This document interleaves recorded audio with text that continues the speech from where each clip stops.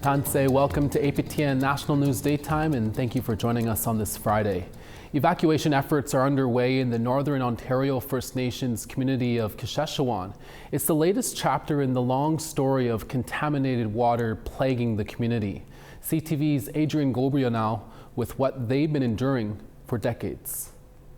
On a snow-covered Northern Ontario runway, hundreds from a remote First Nation community have boarded evacuation flights. I'm being told by public health officials that E. coli was present in the community. On January 4th, a state of emergency was declared at Kashechewan First Nation amid concerns that sewage was seeping through taps into homes, contaminating drinking water. Officials took a tour of the remote community's water treatment plant today, where infrastructure damage is feared to have resulted in another E. coli outbreak. In 2019, an agreement was signed with the Government of Canada to relocate. Not much has been done, but a lot of hurt has happened in between that time. Kashechewan First Nation is located on a floodplain along the western shore of James Bay in Northern Ontario. For decades, contaminated drinking water has plagued this community. CTV News was there in 2005 when residents were forced to evacuate following another state of emergency. 20 years ago, promises were made. We are assuming our responsibilities and we are dealing with the situation. It's clear to those here today that promises were broken. Once this issue is mitigated, we'll see a Band-Aid solution. The fear here is that the scars from past decades have returned to infect a new generation. We do have people that are getting sick from gastro issues. Where they do not consume order in place, purchasing a case of spring water costs $50 at the local store, a price that's simply out of reach for too many. By the end of the day Thursday, 1,000 residents, less than half who call this community home, will have been evacuated. As history repeats itself, many here are begging for a new chapter to be written. Adrian Gabriel, CTV News, Toronto. The trial of an RCMP officer charged with assaulting a Mi'kmaq woman concluded on Thursday.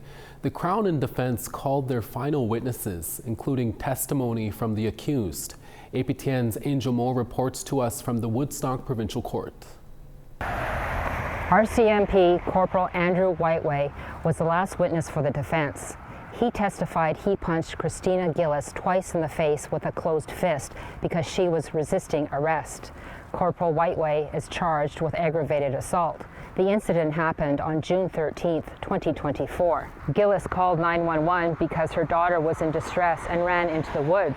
She testified earlier this week Constable Sarah Nunes was disrespectful to her daughter. Nunes insulted her. That caused Gillis to approach Nunes, yelling at her and using profanities. Whiteway testified he tried to block Gillis, who then slapped his arm away. He told Gillis she was under arrest, and she took a swing at him and missed. He pushed Gillis to the ground and tried to handcuff her, but Gillis struggled. Whiteway testified Gillis struck his lower left lip, so he punched her in the face twice. Gillis testified she was struck multiple times and was defending herself. RCMP use of force expert Constable Bill Scribner also testified. He said that Whiteway's use of force was reasonable, but he also said that Nunes' unprofessional conduct escalated the situation, and if that didn't happen, we wouldn't be here today. Closing arguments are scheduled for March 11th. Angel Moore, APTN National News, Woodstock, New Brunswick. Young children, seniors, and youth aging out of the child welfare system are the focus of Manitoba's new 5-year poverty reduction strategy. The provincial government says supporting these vulnerable groups will not only tackle poverty now, but prevent intergenerational poverty in the future. Together we can and we will build a Manitoba where every child grows up with hope, every youth steps into adulthood with confidence, and every senior and elder ages with dignity. Families Minister Nahanni Fontaine says the Pathways Forward strategy addresses the root causes of poverty, developed with input from more than 3,000 Manitobans. Some key objectives include equitable access to prenatal care and mental health services for parents, financial assistance to low-income families, expanding early childhood education up to the age of 5, housing, education grants, and workforce training for young adults leaving the child welfare system, increasing safe and affordable housing for seniors, easy access to home care services, and reducing seniors' prescription costs. Selena Starling recently aged out of provincial care. She agrees with the NDP government's strategy. When I grew up in the foster care system, I didn't have a hope or belief that I would have a tomorrow. It was what happened today. I wasn't living, I was surviving a system that wasn't meant to take care of me. I didn't know if I would grow up to have a job, to have a home, to have a community, to have people alongside me. I grew up in a place where I was fighting for my life every single day. And so when we see strategies like this, where we are mentioned, where there's actual strategies that are taking our lives into consideration, it means something so much more than just the words. A constitution is supposed to be a First Nations highest law, outlining everything from legal rights, financial accountability, and governance responsibilities. Now, as one First Nation moves to implement its own constitution nearly 30 years after its inception, some band members say they won't get behind it. APTN Sarah Connors tells us why those members are pushing back. Last week, the Liard First Nation in southeastern Yukon announced on social media that members will soon have the opportunity to vote on a proposed constitution. A constitution lays out a nation's fundamental values, authority, and government structures. According to the social media post, Liard approved a constitution in 1998 on a temporary basis, but never formally adopted it. Members now have less than 6 weeks to vote. So there is a specific process that has been completely avoided in an attempt to rush a constitution. The short timeline is just one of many concerns being raised by band members like Nikita Bailey. She says members like her living outside of the community have been left out of meaningful participation in the process. I feel, as well as the rest of my community feels, very frustrated and ignored from our current leadership who decided to go ahead with running a constitutional amendment without showing proper community consultation. Bailey and other members say they have concerns about Chief Stephen Charlie's role in the vote and question why it's taking place just months before an election. Charlie has faced mounting criticism in recent years from members and fellow councillors over his leadership, including concerns they've raised about financial mismanagement and transparency. We're not against the Constitution, but if you don't do it right, it's just going to be a waste of money. According to the Day-Ludena Council, a sub-council of Liard located around 20 kilometers south of Watson Lake in northern British Columbia, the vote is not legitimate. They say the process didn't include an elected constitution committee, accessible meetings, or proper notice, issues they claim are violations of due process. The council says it's now considering taking legal action. Guaranteed, mark my words, it's going to be a landslide of no's, because of the absolute disarray and zero involvement of the people from the beginning. If they so decide that they don't want to support this, they can vote no. But Chief Charlie isn't backing down. He says he hasn't had any involvement in the process and the vote is legally sound. According to him, the draft constitution has been ready to go for nearly 3 decades, and the upcoming vote is simply the final step. Everyone in the community could have participated in it. It's done, and it's not for discussion and debate on it. It's the document that was produced in 1998. For Bailey, the vote is just the latest example of what she believes is poor leadership. We are on a path to self-destruction, not self-governance. The First Nation is planning an online vote that closes on February 22nd. Sarah Connors, APTN National News, Whitehorse. A number of First Nations in Saskatchewan have recently signed a big agreement with the power company there. That story after the break. Stay with us.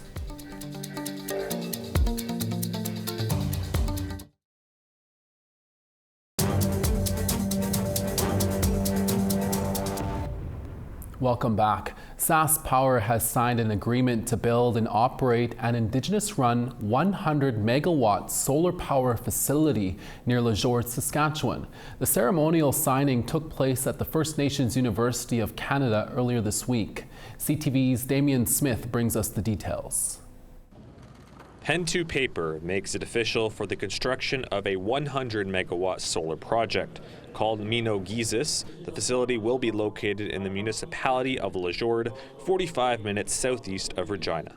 Southern Saskatchewan, southern Alberta have the best solar resource in all of Canada. It's an excellent solar resource, some of the best in the region. And the project will be 50% Indigenous owned by the Anishinaabe Power Alliance. Generate economic wealth in terms of creating employment resources as well, infrastructure. We want to bridge those gaps, those relationships, and of course economic prosperity is on everyone's agenda. According to SaskPower, the solar farm will be able to power 32,000 homes and will be the cheapest power in the province. So we've seen, as part of the 700 megawatts, the cost per megawatt plus interconnections at about $90 a megawatt hour.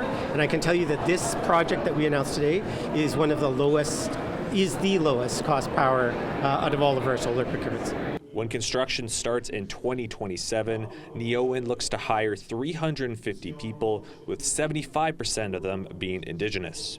Are working with the Gabriel Dumont Institute, the First Nation Employment Center, and SIIT to really figure out how can we hire people, how can we train people, and how can we not only create jobs for this project, but have them then work in the growing solar industry in Western Canada.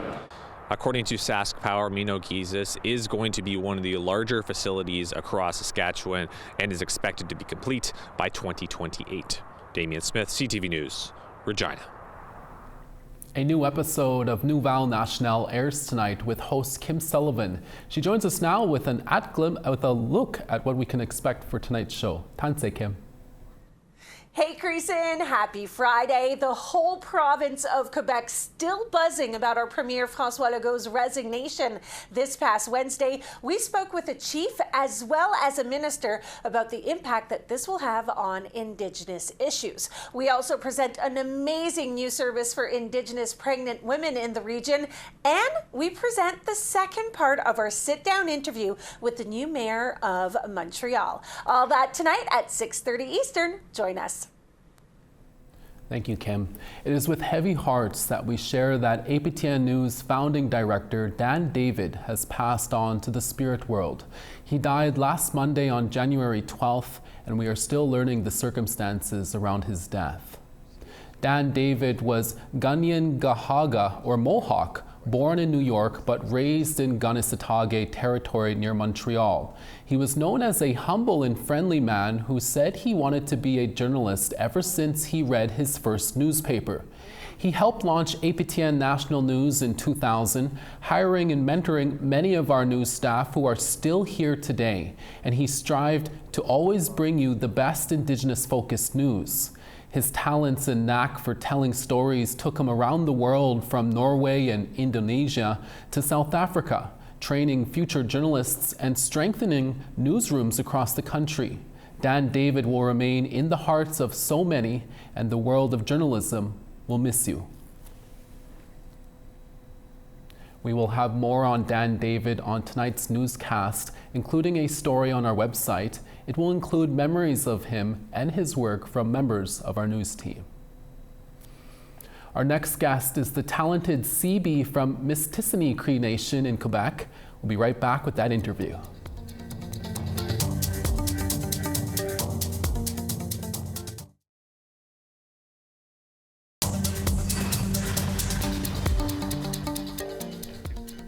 Miigwech for staying with us. Rain in Charlottetown at 2, Halifax 1. The Grand River -20 and sunny there. Anujiwak -17. Sun's out in Quebec City at -11. Clear skies in Montreal at -15. Toronto -6. Sault Ste. Marie flurries and -9. Sudbury sunny and -21. Sioux Lookout -9. -18 in The Paw. Thompson -15. -14 in Gimli. Dauphin -16. -16 in Estevan. North Battleford -14. Uranium City at -33, Larange -22. -2 in Fort McMurray, Fort Chipewyan -11. 2 in Medicine Hat, Red Deer 4. 11 in Vancouver, cloudy in Kamloops at -4. Clear skies in Prince Rupert at 6, Smithers -4. Dawson -15, -2 in Whitehorse and cloudy there. -16 in Fort Simpson, Yellowknife -20. Sax Harbor -36, Deline -18. Baker Lake -27, Chesterfield -29. And -28 in Arctic Bay, Iqaluit -9. Our next guest is a very talented non-binary Innu pop musician from the Mistissini Cree Nation in Quebec.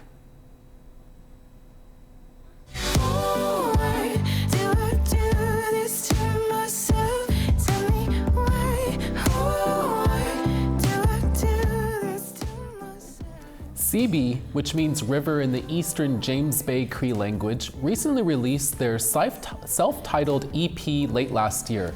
It's a collection of songs and melodies that talk about what it's like navigating life as a young Indigenous person who identifies as a non-binary trans person. One of those songs on that album is titled Yoy. It has now surpassed more than 1 million streams, while their other songs like Don't Wake Me Up and Stars have been streamed tens of thousands of times. In 2022, they received the CBC Searchlight Runner-Up Award, and they were Canada's Walk of Fame Emerging Musician Grand Prize winner. CB says they love to share who they are with the wider public, and they hope other queer and trans Innu youth can look up to them. We recently spoke with CB, who made a stop in our APTN Montreal studio. CB, thank you so much for making some time for us. Can I first ask you about your name that you chose for yourself and the significance of that name? I understand that it helped guide you through discovering who you are. Yes, absolutely. My name came after my first album, which was released as my dead name or my former artist name, which was Angel Barabo. For myself, I felt very disconnected to my birth name, not only for gender reasons, but also reasons related to my family. And because I had a lot of negative attachments to that name, I felt that I didn't want to carry it anymore. And it was actually another two-spirit trans non-binary person who asked me to consider the option of ever having a name that wasn't the one that was given to me. And I remember this was actually in Winnipeg at a youth conference, and they had asked me to consider like what name I would choose for myself if I just liked a name. And I remember kind of pondering that for a little while and remembering this boy in high school whose name was River. And I always thought that was such a cool name and something that I felt very connected to, because I've always felt connected to water. But I remember that specifically I wanted a name in Innu. I wanted a name in my language. So I said Sibi, because Sibi means river. And I'm really glad that that person asked me to consider that, because that actually is what helped me decide that it's who I wanted to live as and the name that I wanted to live as. And yeah, I haven't looked back since. Beautiful story. Thank you for that, CB. Everyone can agree here that you're very talented and you have a very beautiful voice. You just released your debut EP. Can you talk to us about some of the messages you wanted to convey in that album and why it's so important? Oh yeah. So it's funny is that this EP sat in limbo for a really long time. And it sat in limbo for it took me about 5 years to release this debut EP as CB since my last project. And I remember like the years that I spent writing this project, I was kind of digesting and processing a lot of my own growth and my own trauma and my own stories that I needed to heal from, and also understanding my own identity. So it's funny as I think about how when I was speaking to other labels, not my current label, but other labels about the project, all I could tell them was like, oh, this project is a culmination of like years of therapy. And apparently a lot of labels don't like that. But truly, I was spending a lot of my mental and spiritual energy digesting and processing the stories that you hear in the project. The whole project really was a culmination of like working through these stories that I've been carrying for a really long time. I also read that you found out that you were diagnosed with autism and ADHD a few years ago, and through that process you learned about acceptance and to be less hard on yourself. Is that another message you want others who live with a disability to know? Absolutely. I think that it's way more common than people realize. I think that there's so many people who, especially in our communities, well, I can only really speak for my community, but there are so many youth and adults who have gone and might continue to go their whole lives being undiagnosed. And as somebody who only got diagnosed at 23, I can tell you that it leaves a lot of questions, and it doesn't create a lot of space for you to be kind to yourself, because you're comparing yourself to, for lack of a better word, like normal folks. And that's really hard. It's really hard when you don't meet the same standards that you see other people living through. I know it's complicated because of realities in the res, but I remember when I left my community, I thought that I had difficulty in college because of the quality of education that I received coming out of the res.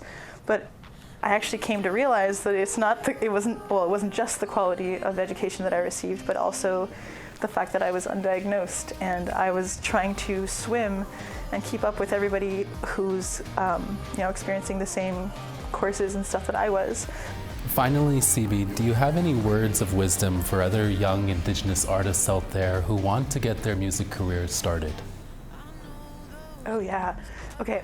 I was actually recently speaking to a young artist named Daryl Fox, incredible artist.